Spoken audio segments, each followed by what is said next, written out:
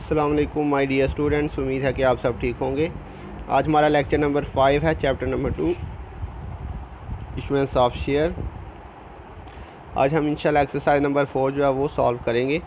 तो बच्चों, इस क्वेश्चन के अंदर हमने जितने भी टॉपिक करने हैं आज, वो ऑलमोस्ट आपने पिछली तीनों एक्सरसाइज के अंदर कर लिए हुए हैं। अगर आपने पिछली तीनों एक्सरसाइज जो है वो सॉल्व कर ली हैं तो इसके अंदर आपको कोई भी मसला नहीं होगा इंशाल्लाह।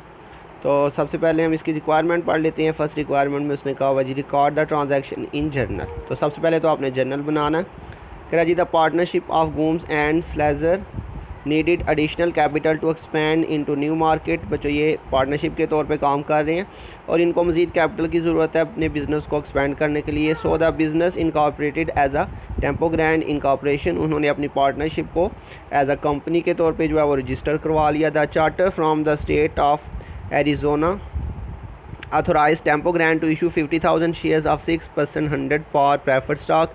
ये बच्चों उनको ऑथोराइजेशन मिली है 50,000 प्रेफर्ड स्टॉक की and 1 lakh shares no power common stock with a stated value of 5 per share. 1 lakh common stock है, उसकी स्टेटेड वैल्यू 5 है।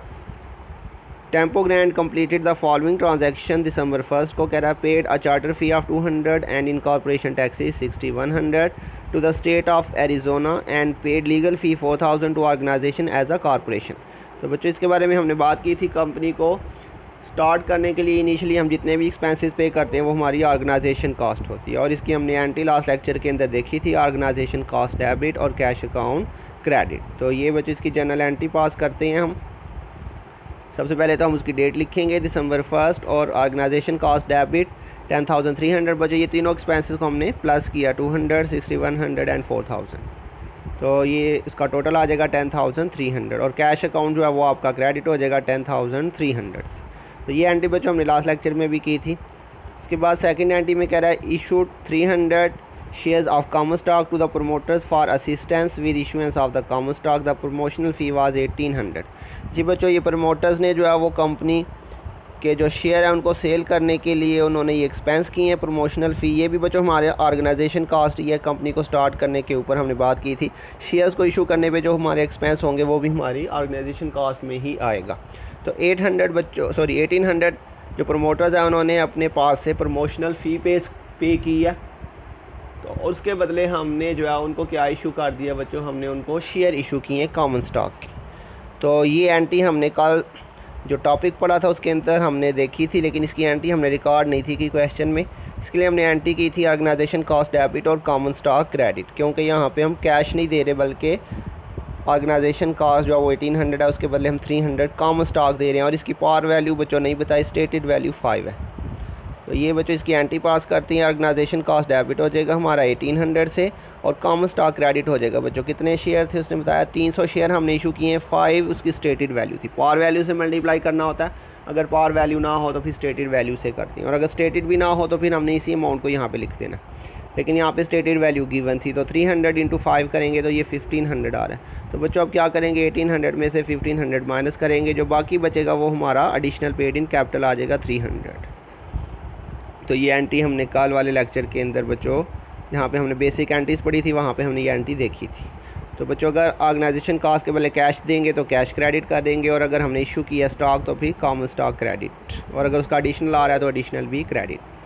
उसके बाद बच्चों नेक्स्ट दिसंबर 2 को बता रहा है issue 9,000 of common stock to Gomes and 12,000 shares of shares to Salzer in return for the net asset of the partnership. Gomes capital balance on the partnership book was 54,000 and Salzer capital balance was 72,000।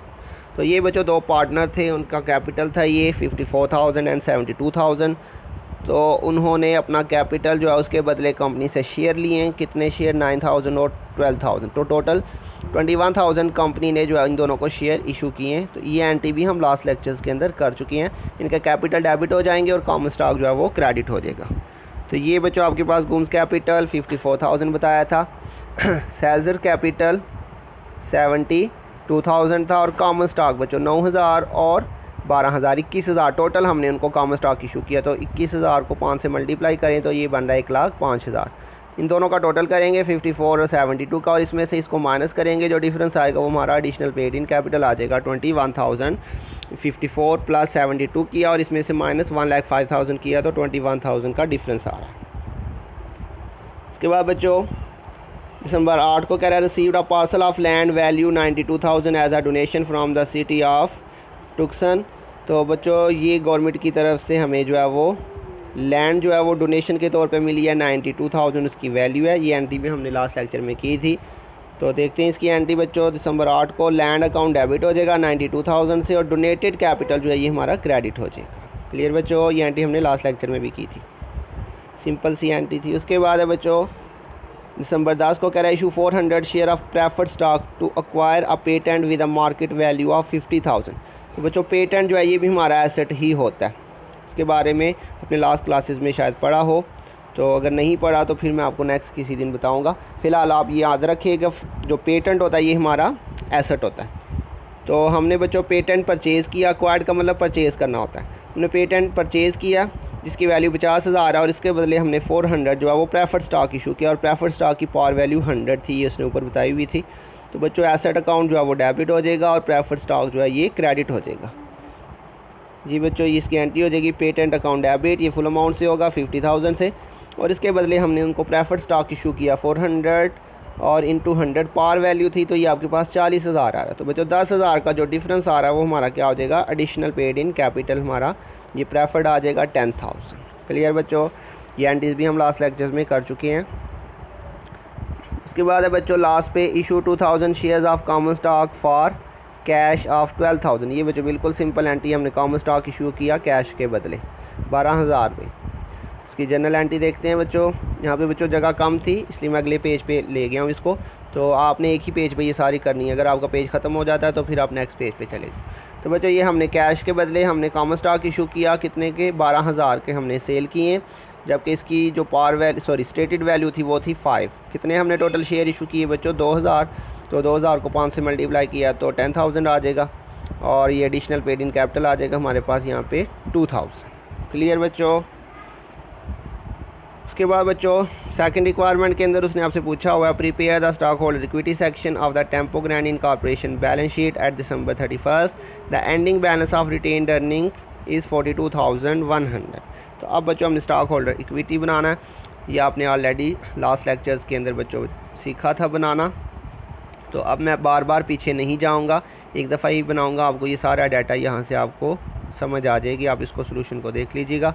तो stock holder equity अगर date बताई हुई है तो बच्चों date लिख लेंगे eight 31 दिसंबर उसने बताया था हमें।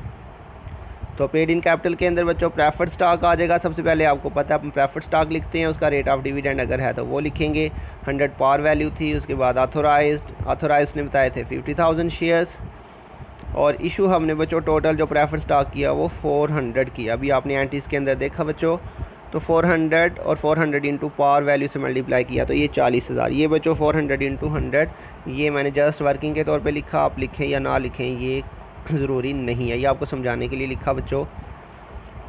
इसके बाद बच्चों अगर इसका कोई एडिशनल है तो वो लिखेंगे बच्चों। ये आप अपनी एंट्रीज में से देख लीजिएगा, प्रेफर्ड स्टॉक हमने इशू किया था सबसे एंड पे जाके सेकंड लास्ट एंट्री के अंदर, तो वहाँ पे हमारे पास एडिशनल पेड इन कैपिटल भी प्रेफर्ड से आ रहा था 10,000। क्लियर बच्चों। उसके बाद बच्चों आएगा कॉमन स्टॉक, तो कॉमन स्टॉक पावर वैल्यू कोई नहीं बताई, तो ये स्टेटेड वैल्यू आ जाएगी common stock 5 stated value, authorized 1 lakh shares, और इशू जो है वो 23,300।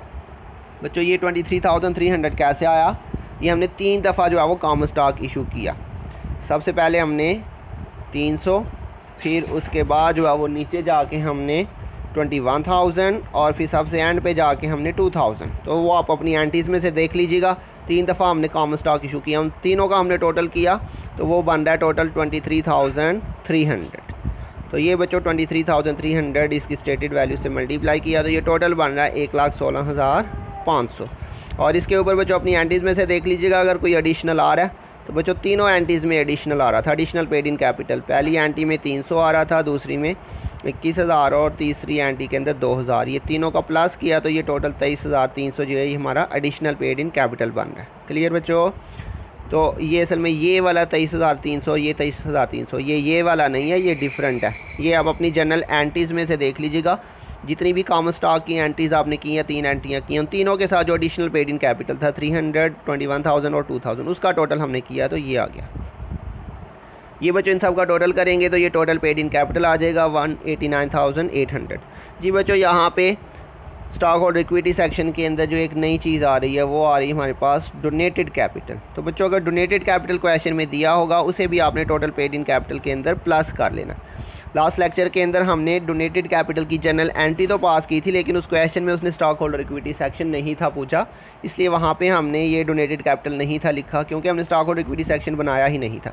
और उससे पीछे जो हमने स्टॉक होल्डर इक्विटी सेक्शन बनाया था उसके अंदर डोनेटेड कैपिटल नहीं था आया। तो ये फर्स्ट क्वेश्चन है जिसके अंदर डोनेटेड कैपिटल भी है और इसमें स्टॉक होल्डर इक्विटी सेक्शन भी पूछा हुआ है। तो बच्चों आप याद रखिएगा, डोनेटेड कैपिटल अगर दिया होगा तो उसे आपने टोटल पेड इन कैपिटल के अंदर आगे प्लस कर लेना है, और इसी के साथ बच्चों हमने रिटेन्ड अर्निंग को भी इसके अंदर प्लस कर लेना है। तो ये डोनेटेड कैपिटल और रिटेन्ड अर्निंग ये दोनों जो है टोटल पेड इन कैपिटल में प्लस होंगे, तो ये आपके पास टोटल स्टॉक होल्डर इक्विटी आ जाएगा 3,23,900। तो ये बच्चों अगर आपने पिछले लेक्चर अच्छी तरह से किए हुए हैं तो मुझे उम्मीद है आपको इसकी समझ आ गई होगी। तो बच्चों आज के लिए इतना ही, अपना ध्यान रखिएगा। इंशाल्लाह बहुत जल्द मिलेंगे नेक्स्ट लेक्चर के साथ, तब तक के लिए अल्लाह हाफिज़।